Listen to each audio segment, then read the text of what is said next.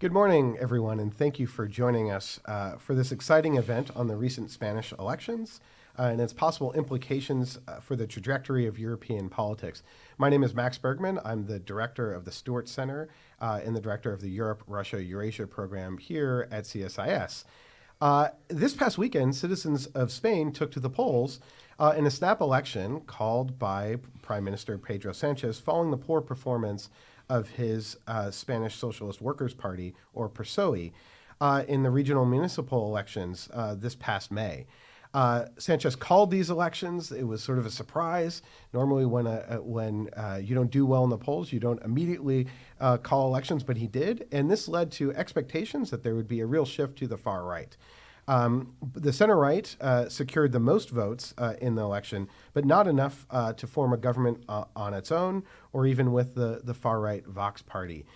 This election, I think, was fascinating for all of Europe and for the United States to see what political trends were occurring in Europe, particularly in the wake of the war in Ukraine, high inflation, and high energy prices.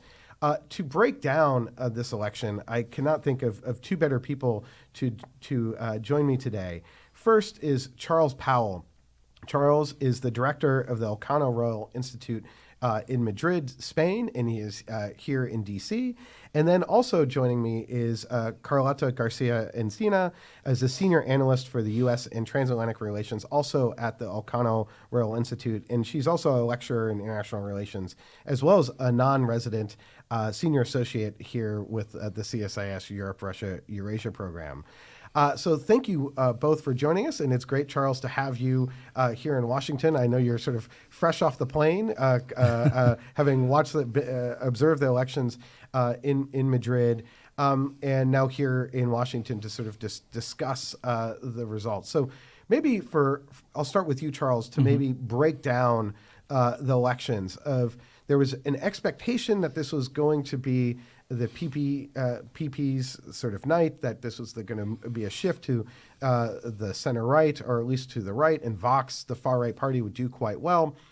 But it didn't turn out that way. It turned out to be much more of a kind of even result. Maybe you could sort of break down what we saw in this election. Sure. Thank you, Max. It's great to be here. As you say, we expected the Popular Party to do better, and at the end of the day, they only garnered 33% of the vote. And the Socialists did much better than originally expected. They won 31% of the vote.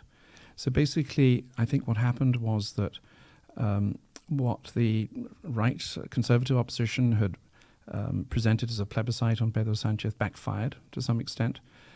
This had worked for them back in May in the local and regional elections, but it didn't work out this time.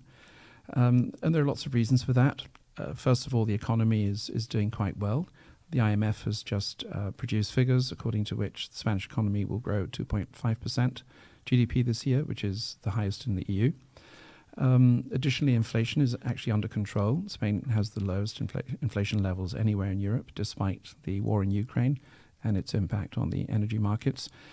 And unemployment figures are doing quite well. Spain still has very high structural unemployment. It's at about 12%, and it's higher for youth unemployment, of course.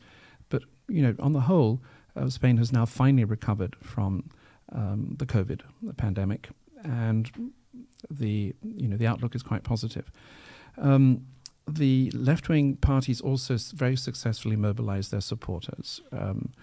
It was quite easy for them to point out that there was no way the Popular Party was going to win enough votes to be able to govern by itself, and would therefore have to rely on the far-right populist party Vox, which actually performed less well than had been expected too. They had won 15% of the vote in 2019. This time round, they only got 12%.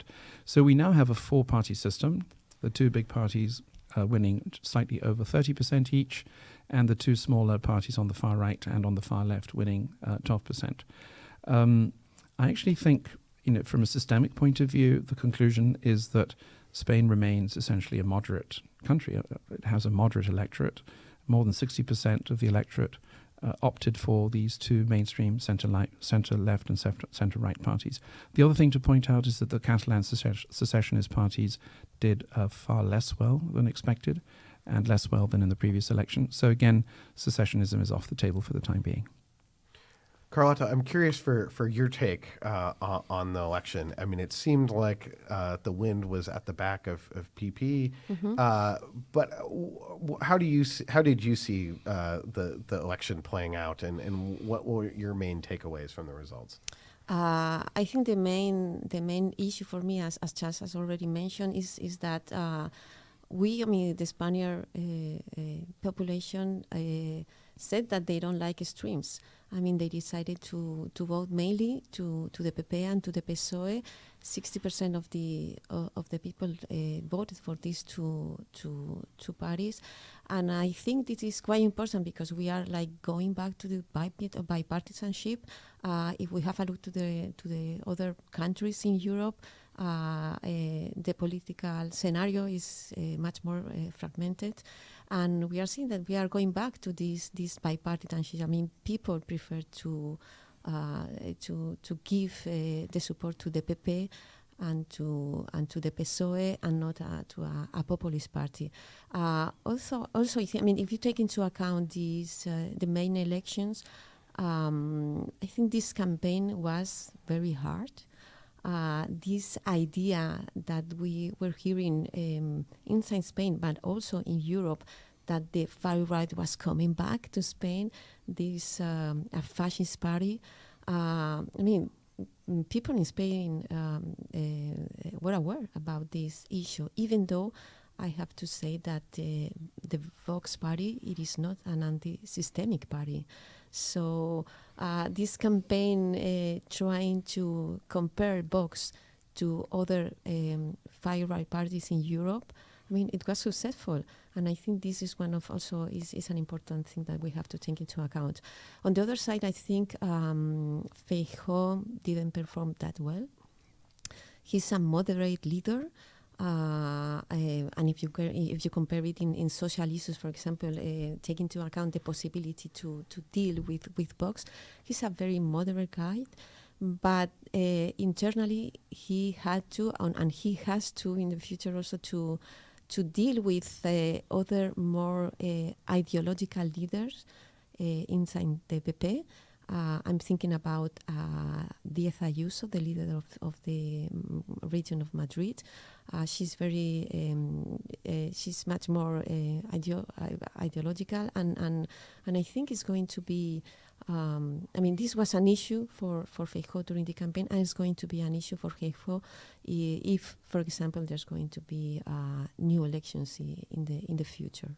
I want to maybe go back to Pedro Sanchez's decision to call this election, which now, in retrospect, looks like a political masterstroke. I mean, at the time, I think for maybe an American audience, maybe the analogy here would be if Donald Trump in 2018 or Barack Obama in 2010, after getting shellacked, I think as Obama described it, in the midterm elections, that if the president said, you know what, we're going to have a general election for president in about 2 months during the Christmas season, and that would be seen as sort of politically insane. So, Charles, maybe you could break down what was the political logic here for Sanchez after just getting trounced in the polls, seeing Vox do very well and the right do very well. Why did he make that decision, and why do you think it paid off? Mm-hmm. That's a very important question, and to be honest, it surprised all of us when he called an early election. I was expecting him just to lick his wounds for a couple of months and then try to prepare for the general election in December. That would be standard politician. Absolutely. Reaction. So what we've learned about Prime Minister Sanchez is that he's a risk taker. He actually enjoys brinkmanship. He likes playing for very high stakes. And I think there are other structural reasons why he did this. First of all, he probably feared that if he just remained in office until December, things would probably get worse before they got better. So he would be a bit of a lame duck. There was, of course, one good reason for trying to do that, which was the Spanish presidency of the Council of the EU that we'll talk about later. But the main reason, I think, why he gambled in this way is, first of all, because he was worried that within the Socialist Party, his figure would become contested. Spanish parties are regional parties. They are federal parties. So there are 17 different socialist parties that he has to worry about. Some of them, of course, had just recently had their regional elections in May. So he was aware of his vulnerability there. Secondly, he also knew that Núñez Feijóo was an untested, untried, former provincial, very successful regional leader, but not really. He was still a national leader in the making. So in a sense, by bringing the elections forward, he forced Núñez Feijóo to deal with a general election that he wasn't really very well prepared for. And thirdly, and this is very important, Sanchez has known for some time that the Socialist Party by itself, even if it is the largest party on the left, cannot form a government without the support of other left-wing groupings. And the main left-wing grouping that Sanchez had been working with during the last 3 years was Podemos. But Podemos was undergoing a lot of internal strife, partly because some of the very controversial legislation that some of its leaders had advocated. And by calling an early election, Sanchez did something quite brilliant, I think. It's a feat of political engineering, if you will. He essentially restructured the whole of the left of the spectrum to the left of the Socialist Party, which consists of about a dozen small parties, and he forced them to come together under a new umbrella, Sumar, led by his deputy prime minister, Yolanda Díaz. And this had to happen in a very short period of time, because otherwise they wouldn't have been able to field the appropriate candidates. So he sort of restructured the whole of the left of the spectrum in time for the new general election. And some people were very dubious about the success of that operation. You know, Sumar, this new organization, hardly existed. Yeah. It existed on paper. So that was a brilliant move as well. And again, I think it shows that he's very clever and good at these sort of high-risk moves. And Carlota, I mean, you had mentioned the kind of visceral fear of the far right being a key point in the election. And I guess, you know, do you think that part of the kind of why this move sort of paid off for Sanchez is that the far right had just done very well? So you had sort of perhaps a protest vote happen in the local and regional elections, and then suddenly realized, the public realized, they could actually be part of the government. Or did that pay off, this sort of moderate sort of reacting to the moderate part of Spain sort of reacting to the local and regional elections? I think so. I think this also because Vox during this campaign tried to be even more tougher, and he decided to give the stage to the leaders that they were more tough and not the more moderate ones. As you may know, Vox is a very new party. It was created in 2013, and it is formed by leaders from the PP and also the voters of Vox. A majority were former voters of PP. So I think the approach of Vox to this campaign was very extreme, and I think the Spanish public opinion didn't agree with more of... And Vox really emphasized a lot of social, cultural issues that became very central to their campaign. And it just didn't seem to resonate, right? The kind of cultural backlash that they were hoping for. They still focus on that kind of issue is their own cultural war. It reminds me sometimes to Trumpism. In 2017, they had some kind of relationship with Steve Bannon. At that time, Steve Bannon was trying to create a network in Europe among far-right parties, and he was more or less part of this environment. So this kind of issue, and I mean, to be, for example, against globalization, to be against a feminist foreign policy. I mean, all these issues are part of the mainstream of Vox, but I think they don't have a really clear ideas, for example, about other issues, for example, foreign policy or NATO. I mean, if you have a look to the program, you miss many things. I mean, they are much more focused on that, and some people in Spain say that they really don't want to govern. They want to change some things in the social arena. They want to change, not to govern. Yeah, I guess maybe to just compare Vox to maybe some other European political parties of the far right. I mean, what it had seemed to happen in many elections, such as in Sweden, where the Swedish Democrats got, I think, above 20%, and they're sort of a party with neo-Nazi roots. But they had spent the last decade sort of moderating themselves. And Giorgia Meloni, who's here in Washington this week, the Italian prime minister, her party has fascist roots as well, but had worked hard during the election to sort of move to the center. So we'd seen far right, and Marine Le Pen in France also sort of trying to sort of take what was sort of the reactionary far right party and make it more mainstream. But it doesn't seem like that was Vox's plan, was it?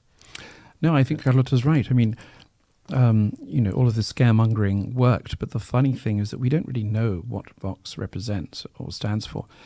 As she pointed out, this is really not comparable to the Italian phenomenon, because most of the leaders and the voters are former PP leaders and voters. So these are disaffected conservative stroke reactionary voters who originally were mainly concerned about Spanish national unity. Vox is mainly a reaction to the Catalan secessionist crisis of 2017, and also to the social and economic consequences of the 2008 financial crisis, growing unemployment, inequality, the collapse of, or perceived collapse of meritocracy, and so on. But as Carlota mentioned, we don't really know what their economic program is. They don't really have a foreign policy program. And therefore, they are far more interested in these symbolic issues. To some extent, of course, they are a backlash against the far left feminist gender policies of Podemos and other left-wing groups in Spain. So they are basically reactive and therefore not very successful in putting forward policy issues that might attract public opinion. By the way, they did not make much of the immigration issue, which is a relief. Unlike many other European countries, Spain, together with Portugal, are countries where immigration is not a toxic issue. A recent poll asked Spaniards what their major concerns were. Only 2% mentioned immigration. And that may actually partly explain why they don't do so well. And why is migration not as big an issue? Is Spain not having migrants? It seems that Spain, the figures Mediterranean countries having... the figures are quite impressive. In 2000, the migrant population was about 1 or 2%. Today, it's about 12%, and as high as 15, 17% in large cities like Madrid and Barcelona. One of the reasons it's often given is that Spain was a country of emigrants in the 60s and the 70s. Millions of Spanish workers emigrated to find better jobs in Britain, in Germany, in Switzerland, in France. Many of them came back, and most of them had a reasonably positive experience of emigration. And therefore, I think at a very basic level, people are familiar with this phenomenon, and they believe that migrants working in Spain should be treated as well as Spanish migrants were back in the 60s and the 70s. Admittedly, there may be other reasons, for example, the fact that a lot of migrants are of Latin American origin. They speak the language, they share a similar culture. We also have a lot of migrants from Romania who assimilate very quickly. They learn Spanish almost overnight, and they adapt very well to Spanish culture and social mores. And then we have a large Moroccan immigrant population, but it's largely a circular population. Morocco is our next door neighbor. These are largely agricultural, seasonal workers, and perhaps that partly explains why this hasn't really become a politically salient social problem. And the other factor in this election, it seems that the Spanish economy is doing quite well. I think to sort of recap for our audience that, following the 2008 economic crash, the Eurozone crisis in Greece had real contagion effects in Spain. The property market plummeted.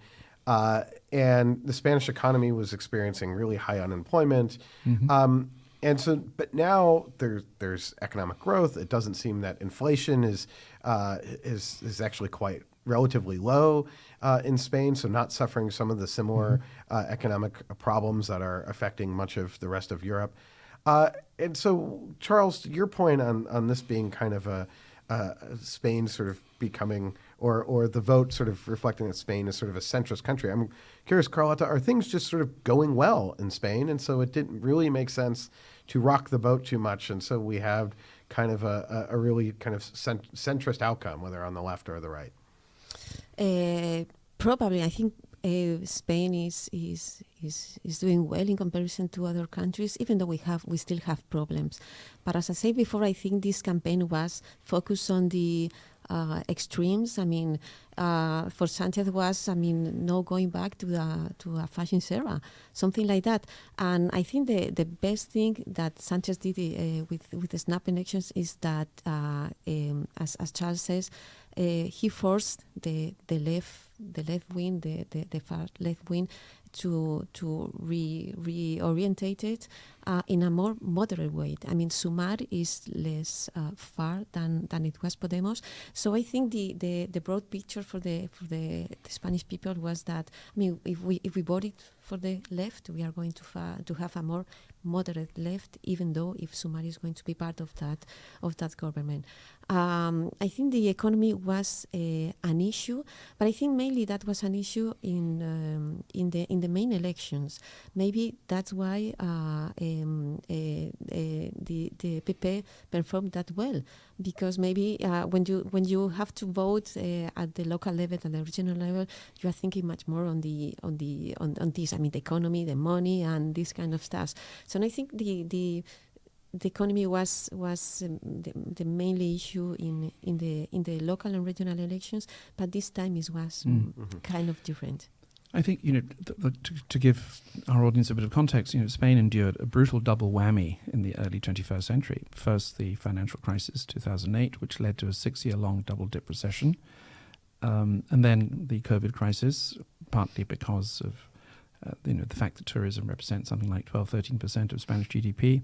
And obviously, with lockdown, that industry simply came to a standstill. So it's taken Spain a long while to recover its pre-COVID status.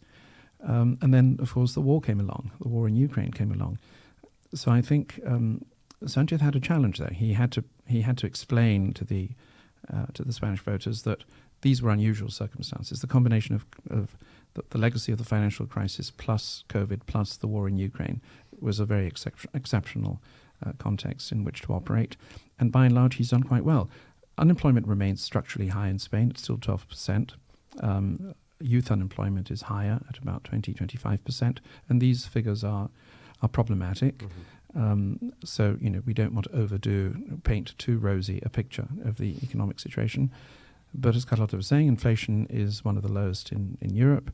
As I mentioned at the beginning, growth this year will be about 2.5% and 1.8% next year, perhaps. So the recovery has been strong. I think some people also probably realize that in terms of making good use of the next generation EU funds, and remember that Spain is the second largest recipient of those funds after Italy, a degree of continuity wouldn't be a bad thing. There has been some controversy about the way in which the Spanish government is using those funds. The bureaucracy is a nightmare. It's a very complex process. But by and large, I think this will have very positive outcomes for the Spanish economy, basically in two fields, the digital transition and the greening of the Spanish economy. So these are long-term processes. And again, this points to something Carlota mentioned at the beginning, which is the fundamental sort of moderation of the Spanish electorate. So maybe let's turn to what will happen and whether a government can be formed.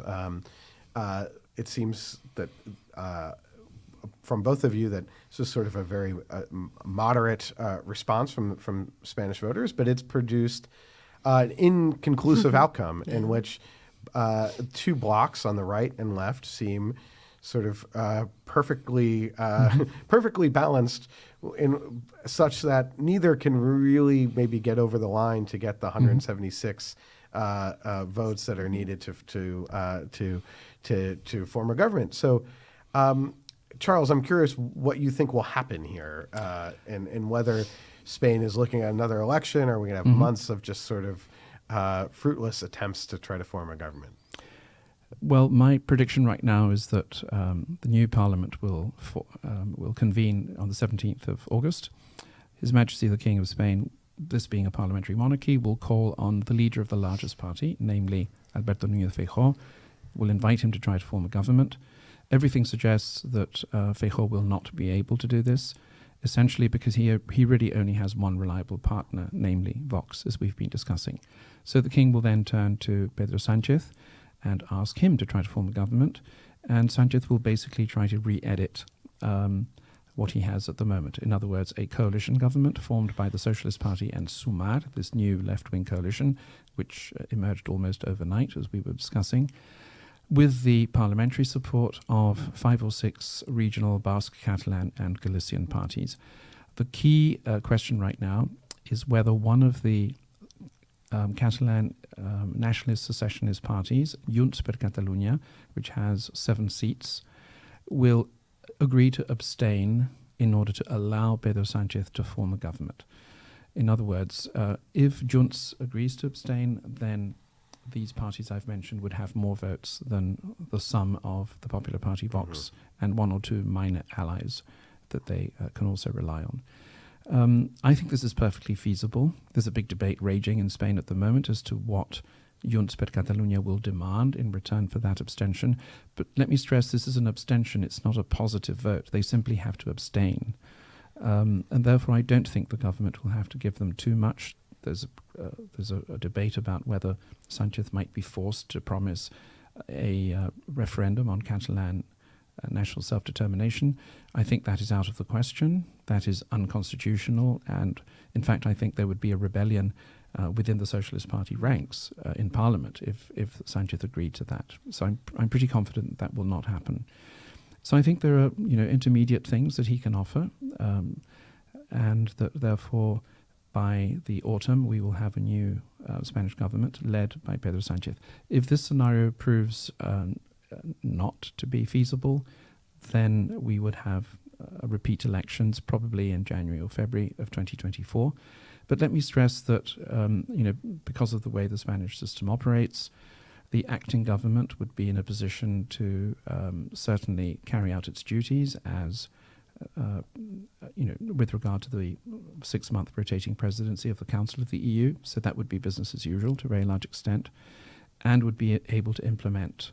It wouldn't be able to adopt significant new legislation, but it would be able to carry out its basic duties without any major difficulties. I want to talk about the Spanish EU presidency in a moment, but Carlota, I'm curious if you agree with Charles's analysis there that he sees Pedro Sanchez as the likely next prime minister of Spain, and that he will be successful in being able to form a government in this round and not have to go to another election. Yes, we were discussing this issue, and I think that's it's going to be more or less the outcome. Also, and if we take into account that if there's going to be fresh elections in December or in January 2024, I think Pedro Sanchez is going to be in a better position than at the present moment. As I said previously, I think this is going to be a mess for the PP.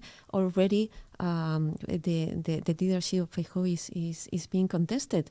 As I have told you, this regional leader, Ayuso, everybody, the PP voters are looking at her, no, because they are asking for another kind of leader. The idea that maybe Feijóo wasn't enough tough in this campaign. So if we are going to vote, if you have to vote now again, I think he's going to be in a better position, and it is going to be fantastic for Spain in the sense that there's going to be some kind of continuity, but at the same time I think we have to take into account 2 main things. In the Senate, the upper chamber is led by the PP. And if you are going to have a socialist government, this government has to coexist with Senate under the leader of the PP. And this is going to be quite difficult, for example, if you have to approve a budget. On the other hand, if you take into account the outcome of the May elections, the majority of the regional and the local governments are conservative governments. And at the same time, you have a central socialist party that has to coexist with these regional and local conservative governments. So, continuity, but it's going to be kind of difficult at the domestic level. That's a good point. I mean, that's Spanish checks and balances, basically. That's what we're talking about, because we have a semi-federal structure. But to pick up on something Carlota was saying, there are those who say, the Prime Minister may actually call the Catalan secessionist bluff and say, okay, I'm not going to offer you anything. You should abstain. It's in your best interest. And if you don't, we'll go for an early election, and I will improve on my result. And I just won't even need you next time round. So you will be totally irrelevant. Right. And, the leader of this Catalan secessionist party, Carles Puigdemont, is currently in exile, self-imposed exile in Belgium, because he fled Spain after the illegal referendum in 2017. Had he remained in Spain, he would have been arrested, tried, and then pardoned. He chose to flee, and this means that he's out of the picture, and that has weakened his own standing within the nationalist community. So he's not in a very strong position to be calling the shots. But I think Carlota's point about the challenges and pitfalls of divided government, something I think we know well here in the United States. But Charles, you had mentioned that Spain, this is a very important 6 months, not just for Spain, but also for the European Union. Spain chairs the rotating presidency of the European Council. And essentially what that means is that Spain basically gets to set the agenda for what the big issues that the EU is going to be working on. This election seems to create a degree of continuity. I think there's a lot of concern that, in Brussels that, if there's a change in parties in the midst of a European presidency, it'll cause all sorts of upheaval. But that doesn't really seem to be the case. So, is this sort of result greeted with a degree of relief in at the Brussels? very least? Yeah. Absolutely. I mean, one of the reasons why many of us were surprised when Prime Minister Sanchez called early elections back in May was precisely that we knew how important the presidency was for him. This is the 5th Spanish presidency of the Council of the EU. And in Spain, the rotating presidency is still a big deal. Some people are surprised by this. In other countries, this is something which largely goes unnoticed. But the Spanish media and Spanish public opinion follow this quite closely. And this is partly a reflection of something even more important, which is that Spain is probably the most enthusiastic pro-European large member state. So Europe is to some extent the be-all and that none of the parties were arguing for. No, Vox has a sort of Eurosceptic undertone, but they realize that Spanish society is so unanimously in favor of European integration. There really is no debate about Europe. EU membership has been so overwhelmingly positive for Spain in political, social, economic terms that even Vox realizes that their Euroscepticism just simply is rather incongruous in the Spanish context. So this is the 5th presidency. The fact that, again, with hindsight, you could now argue that Sanchez called early elections in July rather than doing so, say, in September, precisely to get the elections out of the way, on the assumption, of course, that he would be in a position to form a government or remain in office, so that he now still has 4 or 5 months ahead of him, during which he can develop the presidency as planned. So Spain has ambitious ideas and policies with regards to the presidency. I would mainly stress the summit in Granada in October, where we will try to put some meat on the bone of this rather elusive concept, open strategic autonomy. We all talk about it. I like to refer to what Gandhi said when he was asked about what do you think of Western civilization? He answered, I think it would be a good idea. So this is my response to open strategic autonomy. I think it would be a good idea. But we are moving towards defining this concept. It's not a reaction against the United States, as some people in Central and Eastern Europe seem to think. It's much or more in Washington. Absolutely. So it's much more, to my mind at least, it's much more about, it's really a reaction to COVID to a very large extent. COVID was a wake-up call for us in Europe. We realized how heavily dependent we were on China and on other countries. So it's basically it's about being able to defend our values and interests without third parties having to grant their permission. And of course, the possibility of a Trump victory next year adds some extra urgency to this cause. So I think it's going to be a productive, useful presidency. We've already had an EU Latin America summit in Brussels a few weeks ago, which was moderately successful. It was the first time in 7 years that this had been held. So Spain has already achieved quite a lot. It's reminded Europeans that Latin America matters, and not just because we don't want Latin America to fall under China's control. That's not going to happen anyway, but because, this is the most like-minded region in the world, and this is something that we should do our best to promote. And Carlota, I'm curious for your take on what you think will happen over the next 6 months with the presidency of the European Council. There's a hope of EU-Mercosur free trade agreement. Also, I think Ukraine will be a major topic of potential Ukraine taking that next step up on the path toward EU membership, becoming a recognized candidate. I'm curious what your kind of hopes and predictions are for what will materialize over the next 6 months. In regards to the Mercosur, I'm not an expert on that issue, but I think we have to take into account here that we have two parts. We have the European countries, and on the other side we have the Latin American countries. It's not only about us, but I think we have to have a look to the Latin American countries.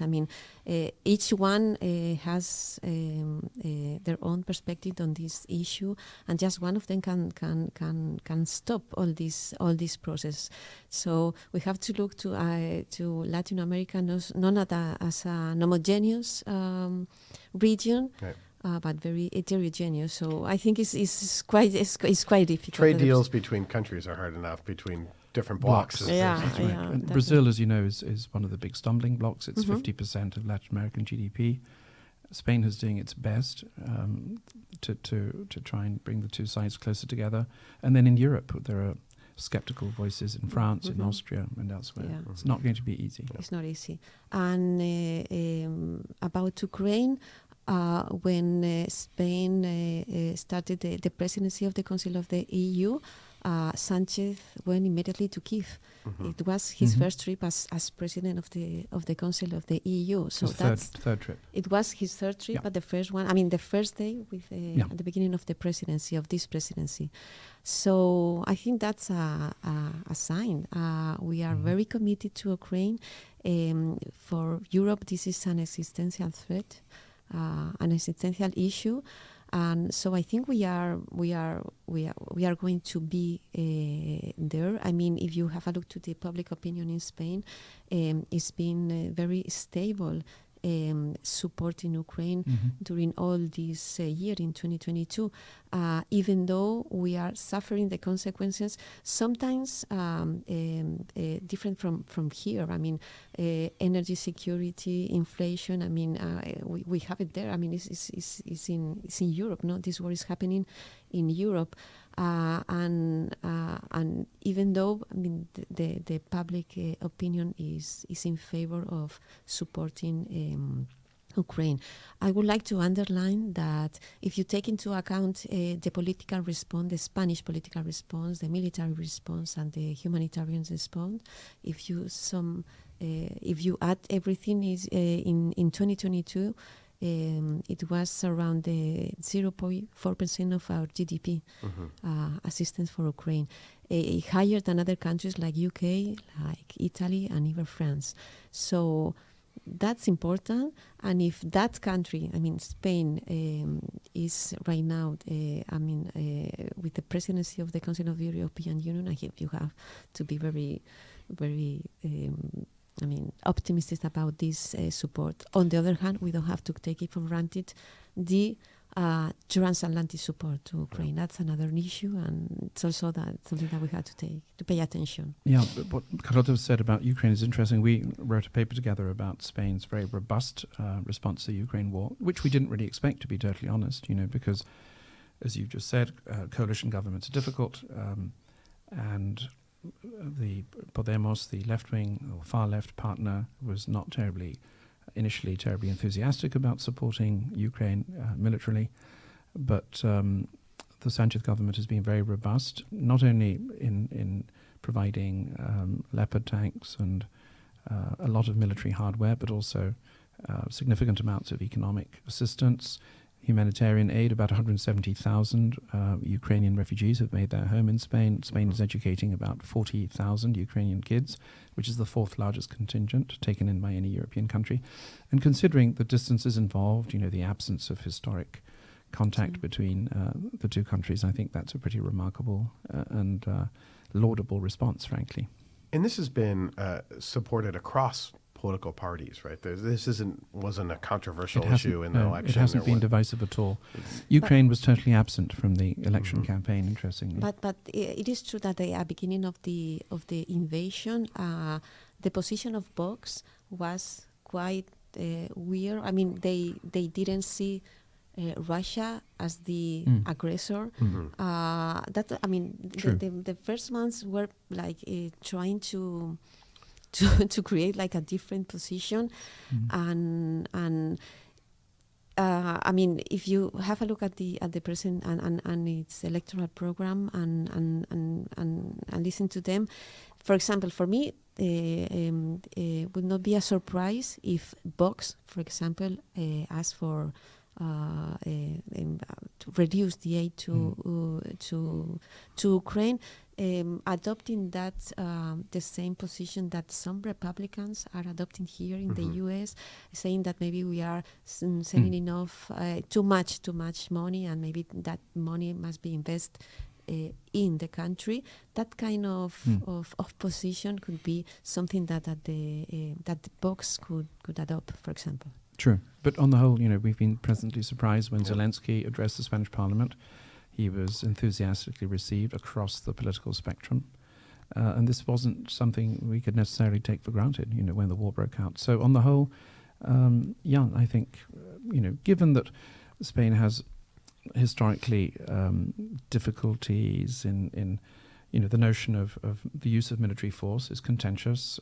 Spain had a civil war, etc., a military dictatorship.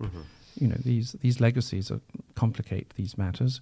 But what's very interesting is the way threat perceptions have changed. We at Elcano have been conducting a number of polls before the war and after the war broke out. And, before the war, we asked Spaniards what are the main threats to Spanish national security. 13% said Morocco, 11% said jihadist terrorism, 4% said Russia. After the war broke out, Russia occupied, obviously, the first slot with about 55%. And support for NATO membership is now running at 80% in Spain, which is totally unprecedented. So the Russian aggression has had an impact on Spanish threat perceptions, and also it's been a wake-up call regarding NATO, because Spaniards never really felt that they were on the front line of any kind of external threat. Threats tended to come from the south rather than from the east. But this has changed, and Spaniards, accept that there are Spanish Air Force contingents in the Baltic states. We have a presence in Romania. Nobody's questioning that, which I think is excellent news. In 2015, I actually went to Estonia as a State Department staffer and messed up my staff work. We were supposed to meet with an F-16 squadron, and they had just taken off, and there was a Spanish Eurofighter squadron, and met with the commanding officer, and it was a real demonstration of here was the Spanish Air Force doing Baltic air policing. one of the constant questions in the United States when it comes to Europe is, will Europeans get their act together on defense and start spending more? Spain, we've noted the economic turmoil over really much of the last 15 years. Spain is consistently one of the lowest defense spenders on defense, a little bit around 1%, maybe a little bit higher. What are the potential for increased defense spending? Was defense spending at all an issue in this election? It wasn't an issue, and I'll let Carlota fill you in on this because she's much more knowledgeable than I am. But the Sanchez government has agreed to a 26% increase in the defense budget.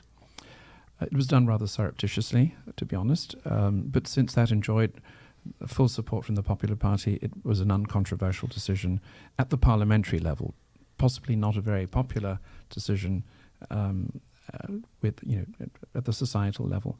But I think the point we have to stress is that, as you were rightly saying, the impact of the recession, the 2008 financial crisis on military spending was brutal. The military establishment had to cut the fat, they started cutting the muscle, and they probably cut a bit of bone as well. So underspending was dramatic. So, I think the Sanchez government has done as good a job as could be hoped for in trying to increase military spending. And then, of course, there's the argument about what you spend on and how you spend it, which is something that you feel strongly about. From the Spanish perspective, we tend to say that, we need to invest more on defense issues. There's a part, how do you... this idea that the leaders have to convince the public opinion that we need to spend more on defense, and according to the majority of the politicians in Spain, they usually tend to think that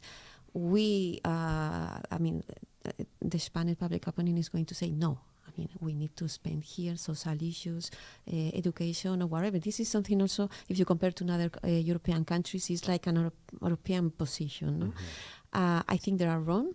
I think if at the present moment take into account how do we see the threats, how we are supporting Ukraine, how we are very proud to be part of NATO, I'm sure if Sanchez or Feijóo ask to the Spanish public to support an increase on defense budget, I think they are going to do it. Apart from that, take into account our economic situation, our capabilities, our capacities, is going to be difficult to increase very much the defense budget, but we still argue that you have to take into account other things, in order to measure what is our commitment to the defense, the defense of Europe or the defense among NATO. And Spain participate in all the EU operations abroad. It is part of all the operation of NATO operations also abroad. In some of them with a significant presence, in others with a small presence, but we are always there. We are always there. Usually I underline our presence in Turkey with a Patriot, and nobody, the Germans were there. They decided to go out, and the US was asking among the European countries if anyone was going to be there, and we say yes, we are going. And the US is always very for them we are a reliable partner, because we are going to say always yes, taking into account our capabilities, our size, and whatever. So I think this is important. And for example, you have other countries, for example, Greece, that spend around 4% of the GDP on defense issues. But do you see Greece troops in the Balkans? Yeah. So it is not only about the number, not the 2%. I think you have to take into account other issues, your commitment, your political commitment, and other issues. And also, it's not just about spending a lot of money on troops and salaries and pensions. It's about spending money on R&D and modernizing the armed forces, and that's something that Spain is also trying to do at the moment. I want to maybe turn with the final few minutes that we have left to talk about the implications this has for Europe, and what are the lessons drawn about sort of the trajectory of European politics. Every election that occurs in Europe is always looked at and examined very closely by other European countries and by the EU to see, what is happening, what is the kind of general mood of the European citizens. As we started this conversation, there had been a lot of talk of kind of a far right wave, or at least sort of the kind of pull to the far right, with elections in Sweden, with the Swedish Democrats doing quite well, as we mentioned, and the Finns, the Finnish party in Finland being a far right party, Giorgia Meloni. In Italy, Marine Le Pen. And so the sense that there's this real kind of momentum on the far right. Mm-hmm. Yet Vox did worse. And Charles, your point about this sort of Spain having kind of a four-party system now, that what seems to have occurred is the fracturing of the major political parties that we had seen throughout much of the last decade in Europe. Even Macron being sort of a byproduct of this, where the major parties in France are not now the traditional parties. But in Spain, we had seen that fracturing, and now it looks like more of a cohesive, the two main parties are the two main parties that have been the two main parties for a long time. Do you think that is sort of a lesson to take away, that we're going to kind of see the reemergence of the traditional European parties on the center left and center right again? I think so. I mean, obviously we can't read too much into a Spanish election and extrapolate from there, but we can try, though. One of the things that has worried us in Europe, as you well know, is the hollowing out of the centre parties in the European Parliament. We have elections, the European Parliament coming up in June, and there's been a growth in radical parties, basically populists on both left and right, nativists and so on, and a weakening, a dwindling of the traditional mainstream European parties which built Europe historically, the Liberals, the Christian Democrats, and the Social Democrats. So my two takeaways from the Spanish election are as follows. First of all, the resilience of social democracy. Again, a lot of people have been talking about the end of social democracy and so on. Pedro Sanchez, by the way, happens to be the president of the Socialist International, an organization many of us thought had actually ceased to exist, but there you are. So he is going to become the poster boy. He is already, to some extent, of European social democracy, together with Chancellor Scholz. And our Prime Minister is probably a more attractive poster boy than Chancellor Scholz, but never mind. And then slightly more hair. On a more serious note, about the dilemmas facing the right of the spectrum. So the Popular Party, as Carlota was saying, Núñez Feijóo is a moderate, centrist, mainstream, Atlanticist, Europeanist leader. But the problem is that increasingly these traditional mainstream conservative parties face a challenge from populist right-wing movements, which, as we were discussing earlier, may not actually be terribly interested in governing. They may actually be more interested in setting the cultural agenda. So the dilemma there is, how do these parties deal with this challenge? Do they exclude them, reject them, distance themselves from them, or do they tacitly, implicitly embrace them? I think this was ultimately the reason why Feijóo did less well than he expected to do. On the one hand, he was saying, I want no truck with Vox. At the same time, he was admitting that without Vox, he wouldn't be able to form a government. And this is a problem for German Christian Democrats, for the CDU. It's a problem for other centre-right parties in Europe. I suppose the Spanish lesson is that these parties should remain true to themselves and basically try to concentrate on winning those voters over, winning them back in the case of the Popular Party. As Carlota said, most Vox voters are former Popular Party voters, disgruntled former Popular Party voters. So instead of trying to, instead of planning ahead and plotting for future alliances, I think parties such as the Popular Party in Spain should basically concentrate on doing things in such a way as to win back many of those voters without radicalizing their political platform. I think in the Spanish case, this is perfectly feasible. The fact that Vox has declined from 15 to 12% of the vote, the fact that it is irrelevant in strategically speaking, that it will not determine the outcome of the formation of the next government, means that this will probably accelerate the decline of Vox and improve the Popular Party's chances of governing by themselves in the not-too-distant future.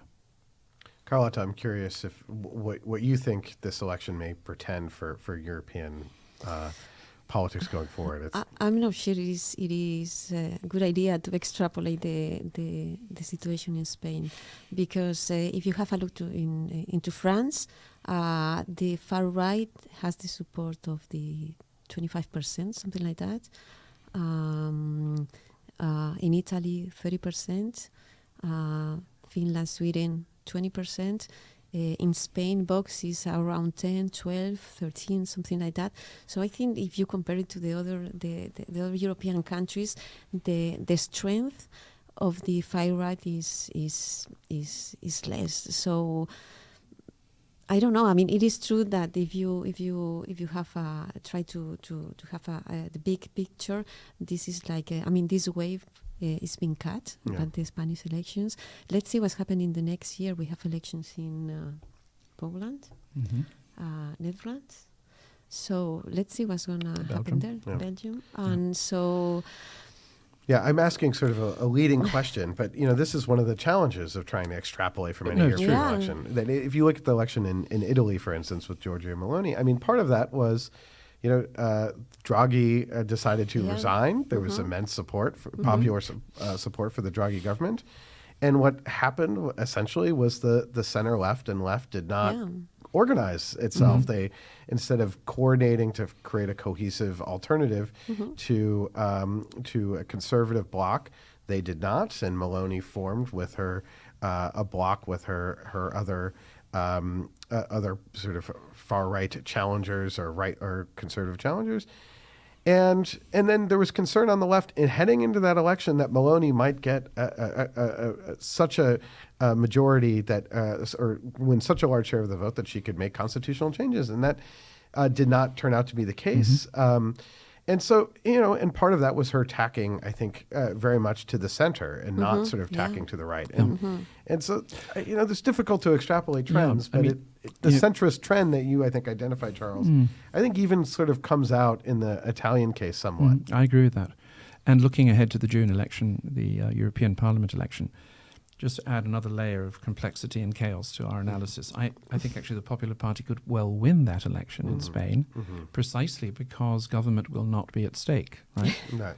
You can vote for the Popular Party in the European Parliament elections because there's no question of them having to form an alliance with Vox. Right. So the Spanish Popular Party may end up being the largest element in the European Popular Party in the next European Parliament, which would be good news, I think, for Spain's role in Europe. The Socialist Party, of course, will also be one of the largest socialist contingents in the European Socialist Party. So good for Spain and good for Europe, ultimately. But I think what this election has shown is that we it's partly a media-driven phenomenon. People, to some extent, were expecting Vox to do better, and therefore, you had some foreign journalists repeating these Civil War slogans, no pasarán, they shall not pass, which was really way over the top and really very anachronistic and not very sophisticated. But more importantly, it shows that I think, there is still hope for European democracy.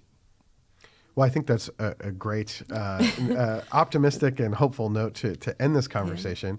There will be a lot to look out for over the coming year in European politics. As Carlota mentioned, there's going to be an election in Poland, election in the Netherlands, and of course, next May, June, we'll have the elections for the European Parliament, which oftentimes is not really on a lot of people's radar, but has huge implications. What will Ursula von der Leyen have a second term as European Commission president? That won't necessarily be determined by what happens at the polls, but will be determined by some of the backroom dealing that occurs. But there will be a lot to watch out for, and because of that, I sort of want to thank you both for joining us. Also want to encourage our audience online to subscribe to our podcast, The Eurofile, where we break down a lot of these issues. Charles will be our guest next week, but we have many guests that then talk about the major issues that are dominating the conversations in Brussels and the conversations in Europe. With that, Charles, Carlota, thank you so much for joining us, and thank you for joining us at home. Thank you. Thank you.